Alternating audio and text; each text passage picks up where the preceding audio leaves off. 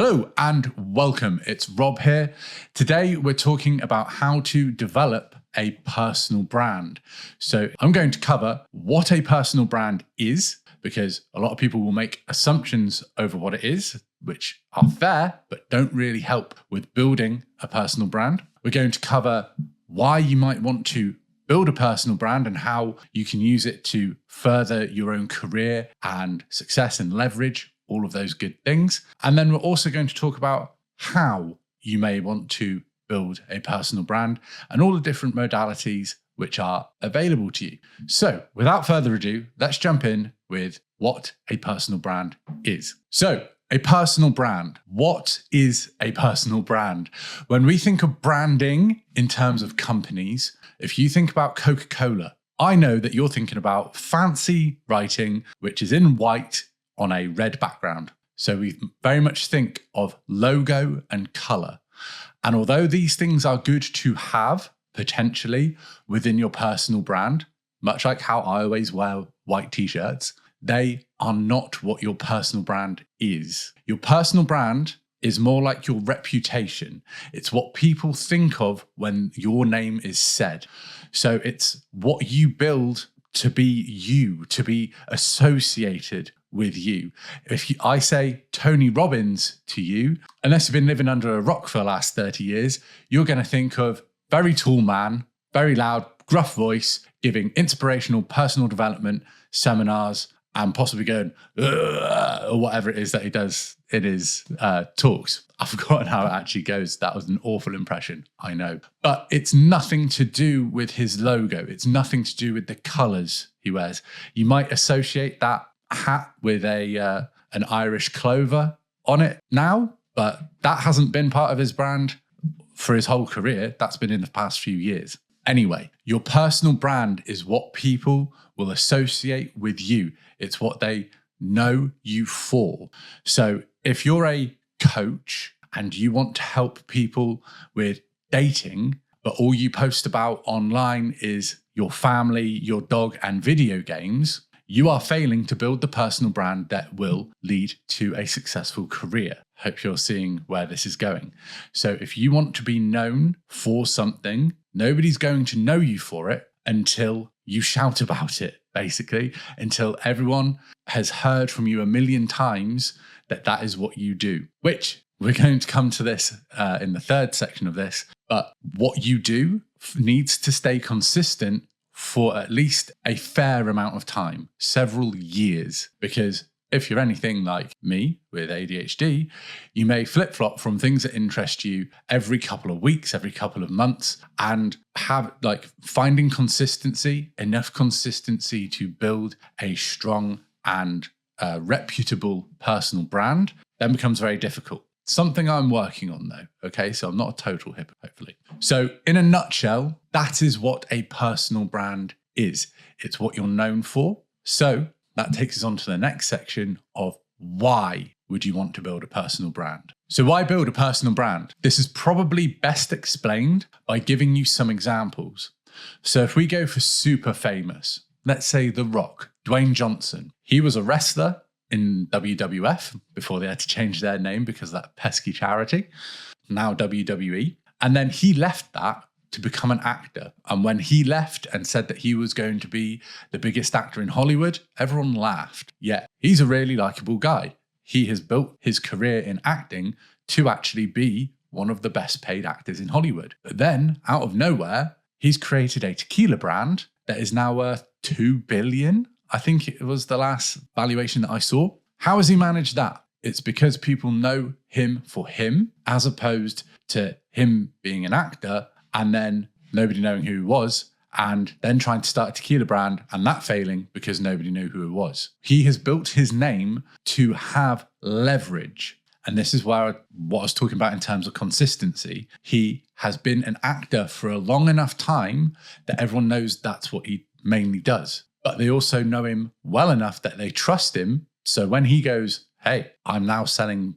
a tequila brand, people see his name, they see his face, and they go, I want some of that. There's trust and leverage built behind his name. And that is why you may want to do the same. Now, The Rock, Dwayne Johnson, might seem way too far ahead. And as we should know by now, if you set goals that are too far into the stratosphere for you to comprehend, you're never going to try to do anything like that. So let's take a smaller example. Dan Coe, who I've mentioned in previous videos in here, he has several million followers, but he is nowhere near as famous as Dwayne "The Rock" Johnson. Dan Coe started writing on Twitter, having failed at 6 different internet businesses. He then started writing as a web designer and built a following through writing about web design, but also all of his personal interests, including going to the gym, nutrition, philosophy, mindset work, general personal development, the kind of stuff we're talking about here. And because he was sharing his interests, his experience in a relatable way, more and more people followed him. He transferred that audience onto YouTube, and now he has 600,000-700,000 subscribers on YouTube, and he makes a lot of money off AdSense, which is getting paid by YouTube for sending people to your videos because they put ads on them. But that's not where he makes the majority of his revenue. He also has products and courses which he'll promote softly in those videos, leading people to an outcome that they want, i.e. learning how to write. And by selling those products, last year he made 4.1 million, I think it was, as a one-person business. Now, just think about that in terms of what's possible nowadays. My parents, born in the 50s, they were both born in the 50s. My mum was born in 59, so just snuck in there. They had no real way of building that sort of income available to them. If you wanted to start a business in the 50s, 60s, 70s, 80s, it required capital. The only thing that would be similar that we still have nowadays is being an author. But even then you had to get published. Now, with the internet, we have the capability to put our ideas, our philosophy, the way that we want the world to be out into the world for others to see. Like Andy said, be the change you want to see. We have the opportunity to spread a message to millions of people, if we're consistent with it, and build a personal brand and a loyal following. And there's that saying, which is like, you only ever need 1,000 loyal fans to live a life that you've always dreamed of. So you don't even need that big a personal brand to completely change your life. And that, as that's a long way round of saying that is why you would probably want to build a personal brand.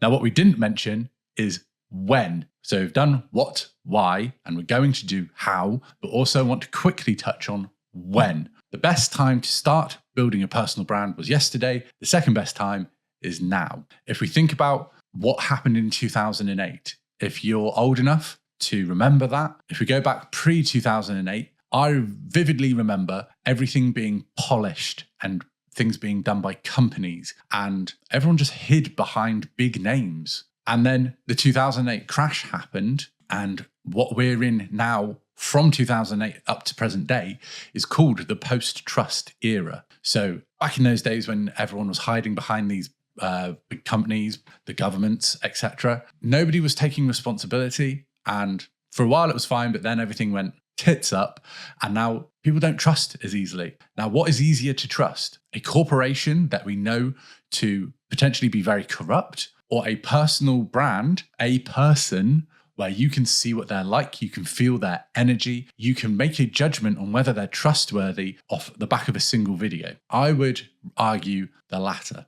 And now that is something that I really like about personal brands. It's probably why I'm as interested in the idea of this as I am, is that, as we know, I wanted to be a musician and I was in a band for a long time. I was in several bands, but I always hid behind being in a band. I didn't have to take personal responsibility for the success of the band because there were others I could blame. When you have a personal brand, and this is the transformation I've gone through, when you go on a personal development journey, you have to take responsibility for your own life. A personal brand is a business extension of that, assuming that you are attempting to monetize your personal brand, which you should. If you're building a personal brand, you're going to monetize it at least at some point. So when should you do this? as soon as possible. You should take responsibility for your own life as soon as possible. You should start building a personal brand as soon as possible, because there's no time like the present. I know this is a lot, so stick with me,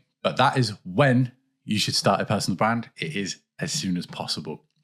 Now we move on to how. So I've got you convinced. You want to start building a personal brand. Maybe you've been trying for a while and nothing's really clicked. How can you go about building a personal brand from today onwards?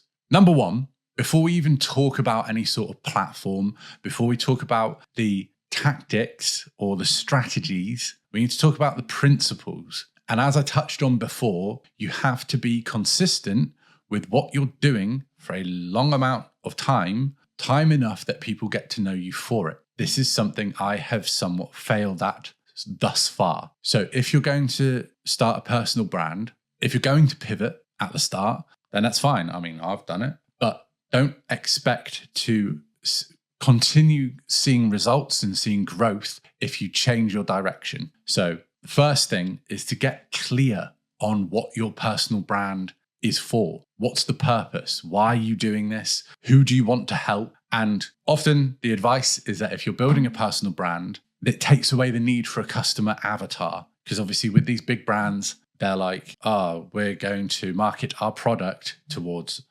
18 to 25-year-olds who are going to university, but all the people on the board of directors are in their 40s and 50s. There's a big disparity between who is running the company and who the product is for. Whereas with a personal brand, you can just market and talk to yourself from 5, 10 years ago, where you weren't the person that you are now. So for example, my kind of idea for continuing to grow my personal brand from now will be to help people with ADHD more, because realistically, as someone with ADHD, I suck at being consistent with anything. The thing I've been most consistent with in my life is having ADHD and dealing with it.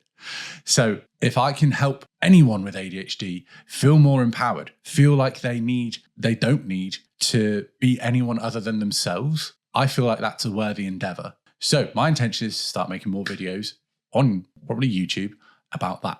Think about your own journey. Where have you been? What have you overcome? And how could you help somebody else overcome the same things? Once you have that down, then you can start thinking about tactics and strategy. So you need to enjoy this. If we're taking this as being your life's work, you need to actually want to do it. So with that being said, if you're taking the advice of Dan Coe, for example, of write on Twitter, but you don't enjoy writing, it's going to be very hard to stay consistent. If you like making videos, but you're not on the right platform for making videos, you may enjoy the production of them, but when you don't see results and you don't see any growth on there, that may also be discouraging. So try and align your interests in terms of creating content with the platform that you're choosing. And just, I feel like I've glazed over this. Content is the way that you are going to attract people to your personal brand. The internet is made up of two elements. You have code, which is the back end, and you have media, which is content, which allows normal people distribution far beyond the dreams of anyone in previous generations. Content, if you're a coach or a service provider, that is how you are going to grow and then leverage your personal brand. But you have to decide what kind of content you want to create to start with. And then also, don't spread yourself too thin, because if you're trying to write on Twitter every single day, but you're also doing Instagram Reels, and then twice a week you're trying to do a 20-minute long YouTube video, unless you already have nothing else on in your life, you will be burnt out.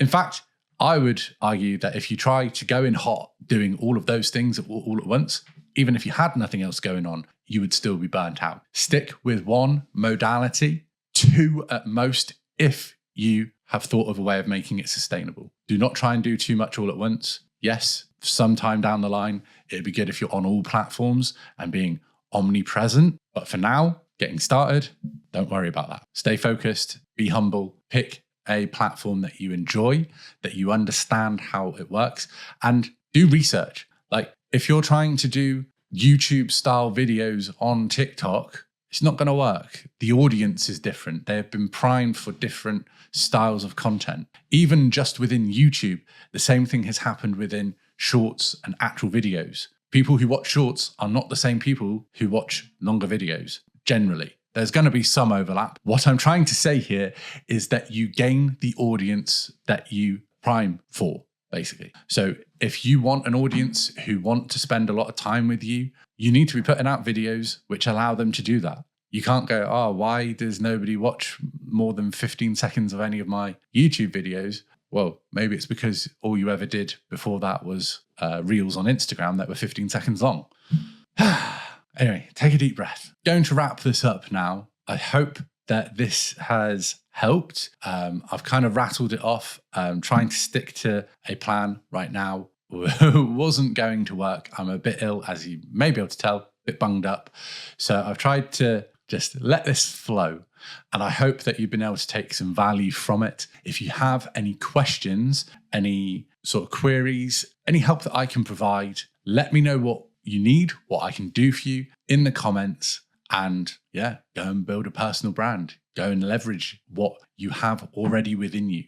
This is the thing about personal brands. It means that you can be a one-person business. Your personal brand is directly related.